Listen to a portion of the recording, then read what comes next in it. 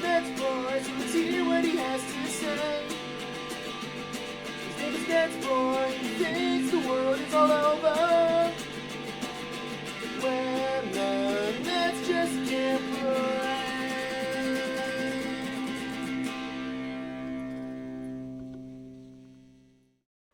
What up, Net fans? NetsBoy here, bring your latest in your Brooklyn Nets news. All right, we've got a lot to discuss and talk about in this episode, so let's dive right in. The NBA trade deadline is about a week away, and the Nets have been floated out there with loads of speculation of possible moves, and we'll touch upon that in a second. But before we do, I do want to address a few other smaller things before we touch upon some of the trade ideas that this here NetsBoy have come up with. Okay, so the first thing I want to quickly discuss or address is the fact the Nets actually won a couple games this last stretch.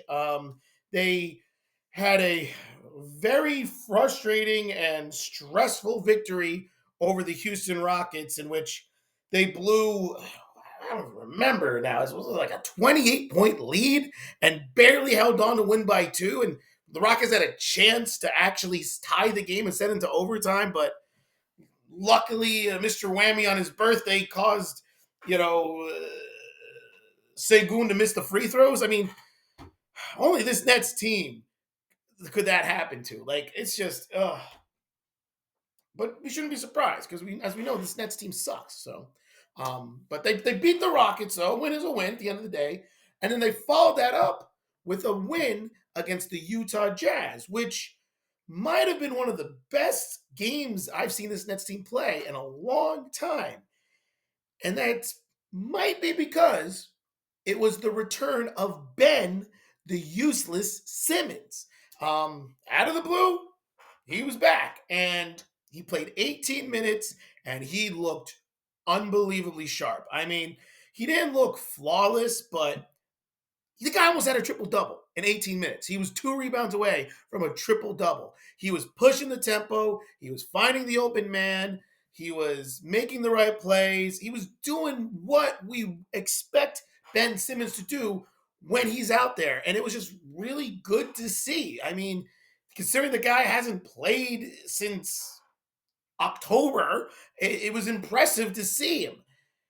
And then, of course, he goes and lands awkwardly in the last play that he was out there and has a knee contusion and ends up missing the next game. I mean, go figure with this guy. I mean, this is why he's been the useless Simmons, because the guy finally came back after missing 2.5 months, 3 months of basketball, comes back, looks good, and then immediately gets hurt again. I mean, come on.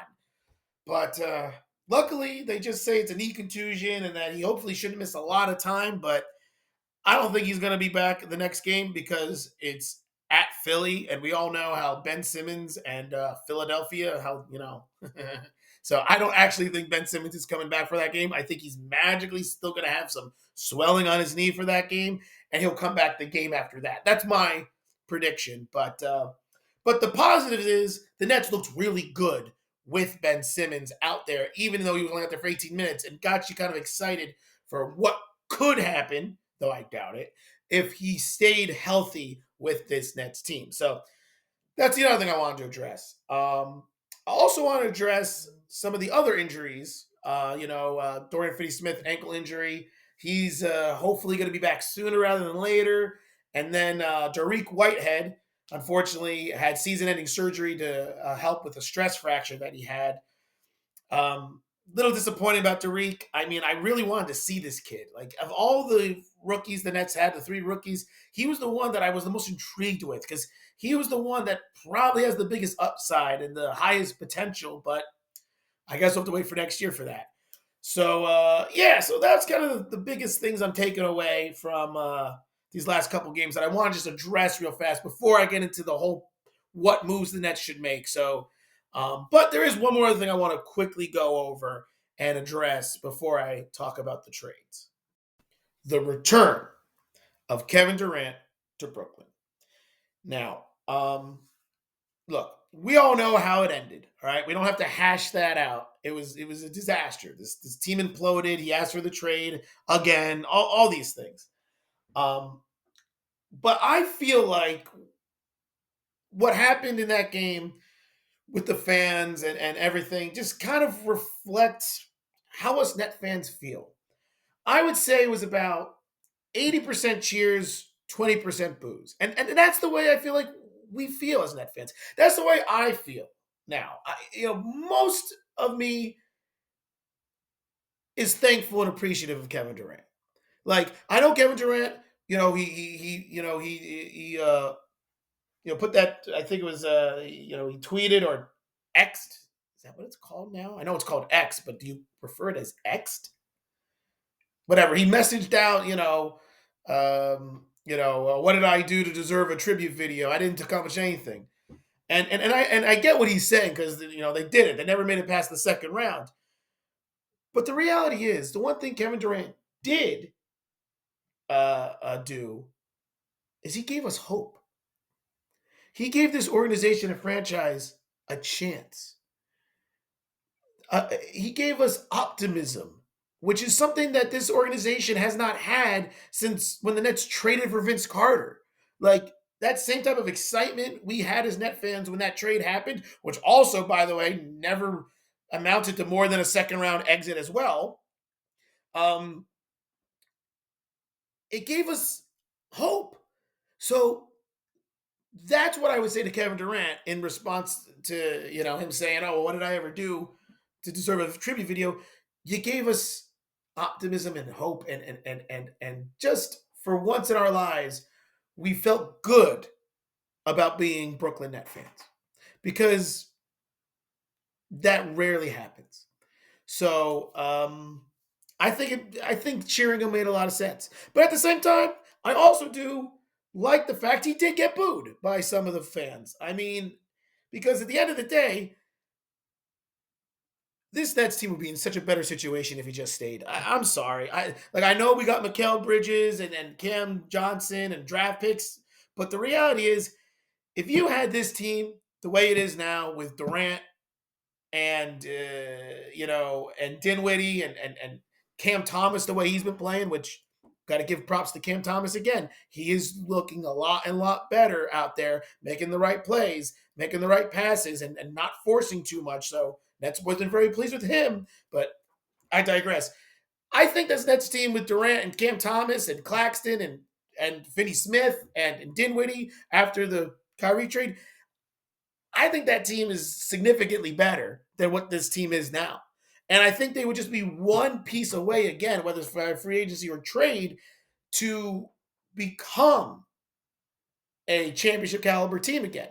But it is what it is. He left. But and at the end of the day, Durant got the final laugh. He played great, beat the Nets, whatever. But I just wanted to tell everyone how I felt, that the way the fans responded is kind of the way I felt. So the way I look at it is, we're at a point now where it's kind of like we're good. Like we're you know what I mean? It's like when you run into your ex like a year after you break up. You're still a little bitter and angry about it because you're just like, things could have been so much different if it wasn't for you. But at the same time, you're just like, I'm done with it. I'm over it. Like, let's move on. It's how you doing? It's good to see you. Good luck to you. That's the kind of way I feel right now with Durant. So there you have it. The Kevin Durant part, because now we got to dive into the whole point of this episode, a full almost 10 minutes in, and that is some trade ideas that this here NetsBoy had. Okay, so as alluded to earlier in this episode, there's been loads of speculation surrounding this Nets team and possible moves that they might make. And there's good reason for that, because the Nets are in a very interesting situation. They're 9 games under 500. Yet, they're 1 game out of the 10 seed, which is the final play-in spot. But they don't own any of their own draft picks. So if they do sell players and get worse, it doesn't help them. Yet they also, though, want to hold on to some of their assets and not just make a trade for the sake of trading to just get marginally better. but they still want to be competitive and make the playoffs. So they're in this very interesting situation. But the reality is, there are some moves that I believe Sean Marks could make that helps this Nets team now, but doesn't affect the flexibility of the future or the ability for them to improve in the future, and so on and so forth. So the first trade is one that I touched upon a little bit at the end of my last NetsBoy episode, and I've heard is a possibility, and that is Spencer Dinwiddie and 2 first-round draft picks to the Hawks for DeJounte Murray. Um, this trade makes loads of sense on paper, right? The Hawks, they said they want an expiring contract and some draft capital for Murray. The Nets, they could use another playmaker, another shot creator, another guy that can facilitate and just score and be a go-to guy down the stretch. And Murray is an all-star. He's been an all-star. He's an all-star caliber player. He is like the perfect fit for this Nets team. He's 27 years old, so he fits the same timetable as Bridges and Johnson and Claxton. I just touched upon how he's a good playmaker, shot creator. He can play on and off the ball, so you can play him next to Ben Simmons if you need to, yet he could also play in replace of Ben Simmons. Like, he fits so well for this Nets team. And the fact that the Nets have what the Hawks are looking for, it just seems so perfect. Yet, I don't think it's going to happen. And that's because of one thing. The Nets have made it clear that they're trying to keep as little salary on the books beyond the end of next season. As of right now, only Mikal Bridges and Cam Johnson are the only 2 players signed through the end of next season. Or, well, at the end of next season, the 2025 season. And Murray's signed for 4 more years after this year. So that doesn't fit the time, what Sean Marks is looking for contract-wise. With the new collective bargaining agreement, they don't want to go over that tax apron for the repeater's tax more than, I think it's 3 times. There's restrictions and all this stuff. Sean Marks doesn't want to do that. So he wants to keep the contracts on the books beyond the end of next season as little as possible. And Murray doesn't fit that. He doesn't. Now I would still do the trade because, first of all, Murray's only expected to make about $36 million on average a season, and I feel that's very fair value for an all-star caliber player. And then second of all, once again, the fit and the timetable, what the Nets are doing, I think you could trade for Murray and have Murray, Johnson, and Bridges and have a really good core and still build around that. I still think that can be done without going over the tax threshold and the apron that they don't want to go over. So I still think it's doable. But the reality is, I just don't see Sean Marks doing it. I really don't. I think he had a plan sticking to this season, and I don't think he's going to waver from it. So as much as that trade makes sense and I want it to happen, I don't think the Nets are going to do it. However, I do think the Nets will be involved in a trade for DeJounte Murray.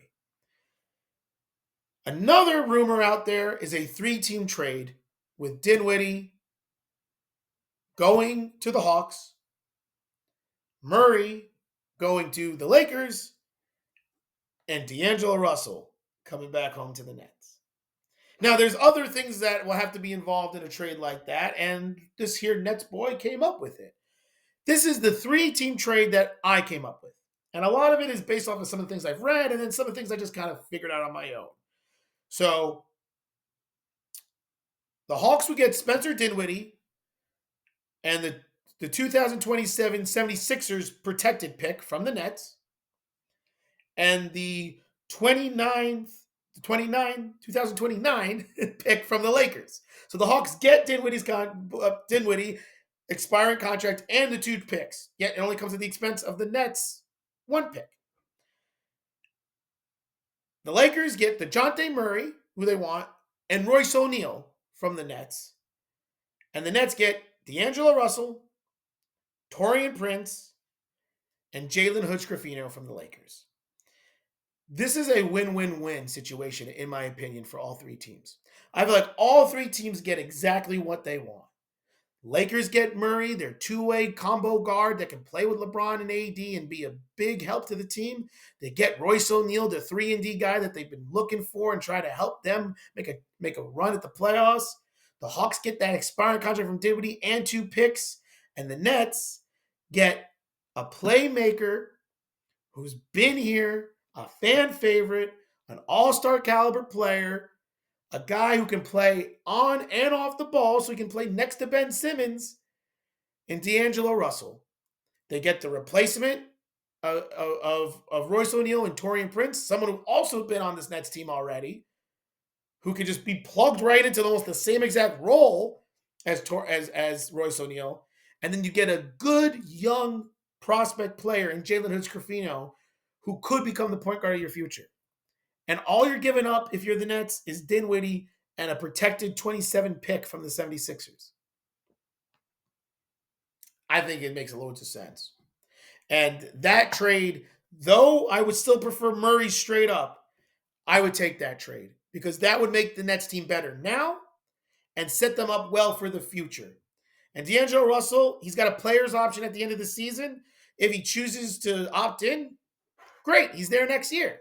If he doesn't, he's a free agent. And I just, once again, gives the Nets the flexibility. So that's the trade of everything that I'm going to discuss. That's the trade that seems the most likely and the one that might actually happen. And I'll be for it. So that's one trade. There's loads of little trades that could be done for just Dorian Finney-Smith or Royce O'Neal outright with draft picks, and loads of teams are interested in them. I could spend another 10, 15 minutes just talking about those trades. But I want to wrap up this episode talking about an out there trade that NetsBoy came up with that is so out there. I haven't heard anyone discuss it. It's so out there that when you first hear it, you're going to say, NetsBoy, what have you been smoking lately? But the reality is, when I explain it, you're going to say, whoa, that makes loads of sense. All right. So, the crazy trade that I came up with is a 3-team trade between the Nets, the Bulls, and the Pelicans, in which the Bulls would receive Ben, the useless Simmons, and Cam, the black hole Thomas. The Pelicans would receive Zach LaVine, Dorian Finney-Smith, and 2, maybe 3, of the Nets draft picks that they have available to trade. And the Nets would get Larry Nance Jr. and Brandon Ingram. What? What are you talking about, NetsBoy? Why? What do these? Why would any of these teams involved consider this? Why would the Pelicans consider trading one of their best players in Brandon Ingram when they're in the thick of the Western Conference playoff picture? That doesn't make sense. Why? Also, he's got loads of potential still. Even though he's been in the league for 6 seasons, he's still 26, 27 years old and is still getting better. Like, why would the Pelicans agree to this? Why would the Bulls agree? What is your rationale? I'll tell you exactly what it is. Starting with the Bulls. The Bulls have made it clear they want to get rid of Zach LaVine. That they want to get out of his contract. He's signed for the next 3 seasons, and they almost want to start over fresh. The Bulls. They still want to be competitive this year, but they're looking at the situation with Vucevic and DeMar DeRozan and LaVine. They're just like, this didn't work out. Well, Ben Simmons is a free agent at the end of next season, so kind of getting that money off the books right there. And then Cam Thomas, well, we all know how a good young scorer he is. So the Bulls would do this trade because they're getting Zach LaVine off their books. They're getting a young scorer in Cam Thomas who they can help build around. And then they get another playmaker in Ben Simmons that let's be honest. Look, we've just touched upon it earlier in this episode. When he plays, he's pretty good. And with the uncertainty surrounding, Lonzo Ball, he may never play again. What's the harm of having Ben Simmons on the team to maybe be another playmaker for the Bulls? And if it doesn't work out, he's a free agent at the end of next season. So you still get out of Levine's contract. So that's why the Bulls would do it. And I think that's something they might consider. Maybe you might have to throw a second round draft pick or something else in there, maybe another young player, like maybe Noah Clowney, which he's looked, the word is he's been doing pretty well in the G League, but maybe you have to do something like that. But I think that would be enough. Why the Nets would do the trade is, I mean, come on, Brandon Ingram. To me, he's a borderline top 15 player in the league. Definitely, in my opinion, top 20. I think he's right around there with his skill set, his playmaking, his scoring ability, the fact that he's a young player that fits the mold of what the Nets are looking for. 26, 27 years old, fits Bridges, fits. I mean, it's just so perfect of a fit yet again. And then, Larry Nance Jr., he can be the third string or backup center that this Nets team needs. We know that, Daron Sharp should hopefully be back sooner rather than later, but we saw this in this last game against the Suns that once without, Finney-Smith and without, Daron Sharp, the Nets had no size, especially with Ben Simmons not playing. Why not Larry Nance Jr.? He also can stretch the floor and shoot the three ball at a respectable rate. So that's why the Nets would do that trade. I mean, yes, it comes at the expense of losing Cam Thomas. We love Cam Thomas. But I mean, come on. To get a talent like Brandon Ingram, you gotta try to do something like that. And even if it means giving up Dorian Finney-Smith, who's a great two-way player, and giving up draft capital to try to make it done, and give up Cam Thomas and I guess Ben Simmons. Think about it. You would do that if you're the Nets to get a talent like Brandon Ingram. But the real question is, why would the Pelicans do this? Why would the Pelicans agree to this trade? What's in it for them? Well, it's easy. If you did some research about over the offseason, you read that Brandon Ingram declined an extension that the Pelicans offered him this offseason. He said that he wanted a chance to make all-team NBA so he could then qualify for a supermax contract compared to a regular max. So he did not sign his extension. Now, that doesn't mean that he's not going to re-sign with the Pelicans, and he said that. He just wants to play out this year and next year and try to make first, second, or third all-team NBA because that's how you're able to be eligible for those supermax contracts. And look, I think that's a good risk that Brandon's trying to do because I do think he's capable of making at least second or third team All-NBA. That's the type of skill he is. And the Pelicans said, no problem. You figure it out and you let us know when you're ready. But the reality is, there's still that uncertainty. There's still that uncertainty that Brandon still might just bolt, right? Like, what if things go south after this season, going into next season? They start struggling or all these things. And Brandon Ingram says, you know what? Forget it. I'm just going to test free agency. See what I can get out there.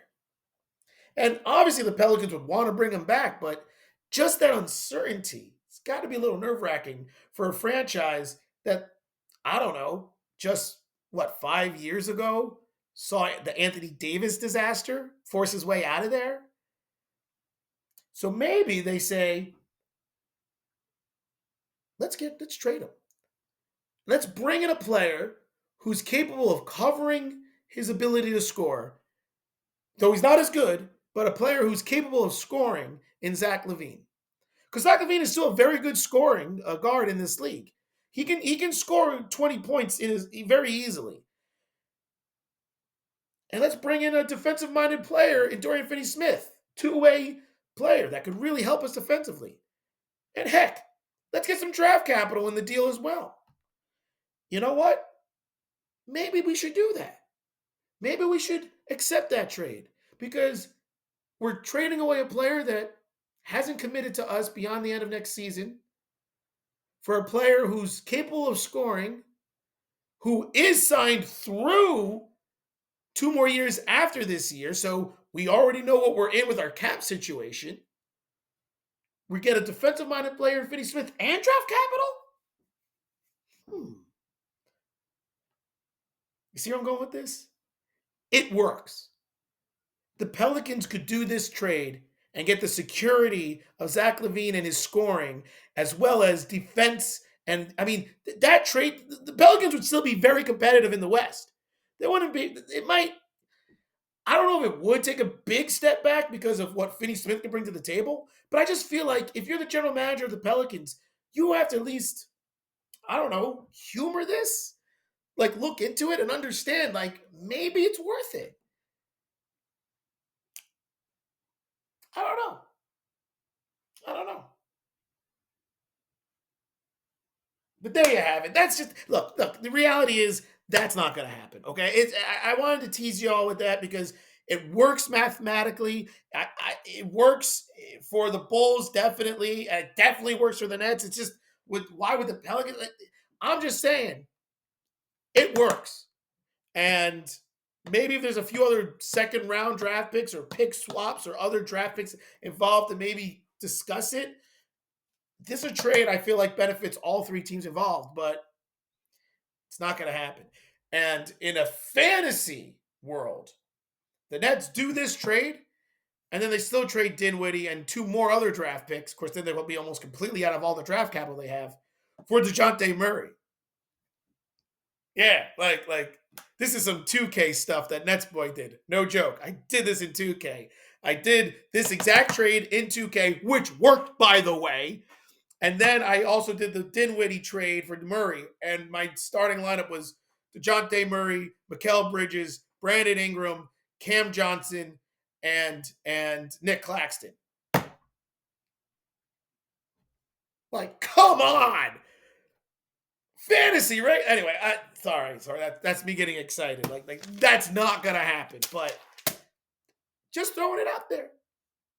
Maybe Sean should call the Pelicans and the Bulls and just be like, hey, I watched this NetsBoy guy. I'm like one of like 20 people that watch his videos. He came up with a pretty good idea. What do you think? Anyway, let me know what you guys think about everything. This video is going a little bit too long.